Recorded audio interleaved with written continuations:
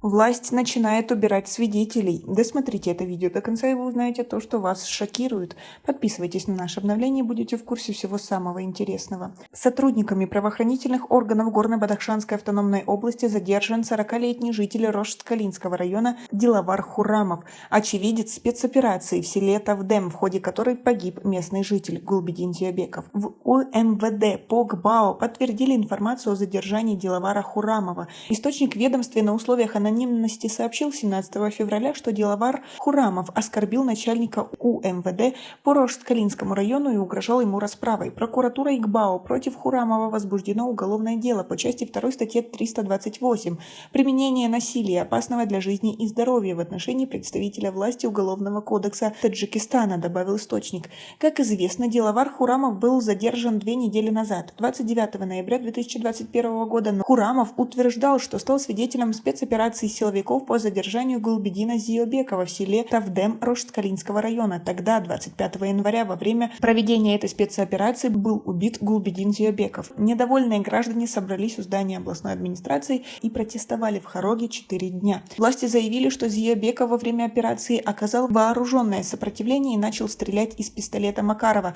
которым владел незаконно. Преступник был ранен ответным огнем, отмечалось в прокуратуре ГБАО. Родные Гулбидина отвергают это обвинение и утверждают, что у него не было никакого оружия, и также думают, что свидетеля задержали не просто так, а чтобы он не рассказал всю правду, а дело ему просто навязали. А вы согласны с таким мнением? Свои ответы напишите нам, пожалуйста, в комментарии. Дилавар Хурамов ранее заявил, что Гулбидин Зиобеков не мог оказать сопротивление, поскольку у него не было оружия. Он утверждал, что во время спецоперации находился недалеко от моста, к которому подбежал Гулбидин. «Я видел момент, когда стреляли в Гулбидина. Он бежал уже по мосту, когда прозвучали выстрелы. Один раз упал и поднялся, хотел двигаться дальше, прозвучал еще один выстрел, упал на бок и руками очень сильно держался за перила моста.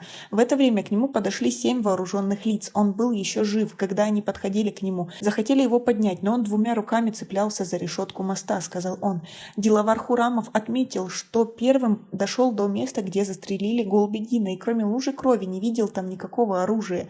Близкие Дилавара Хурамова 17 февраля подтвердили информацию о его задержании, но от общения с журналистами отказались. Один из жителей села Тавдем, который предпочел остаться неназванным, заявил, что Дилавара считает невиновным. Его вина заключается в том, что в день спецоперации потребовал от силовиков объяснить причину убийства Гулбидина.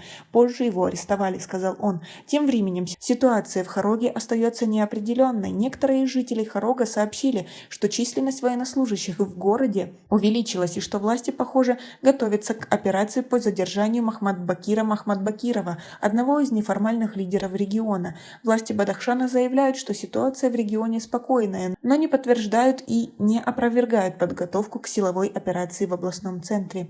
Как вы относитесь к такой ситуации? Как вы думаете, как долго это будет продолжаться? Свои ответы напишите нам, пожалуйста, в комментарии. У нас пока на этом все. Оцените наше видео подпиской и лайком. До скорой встречи.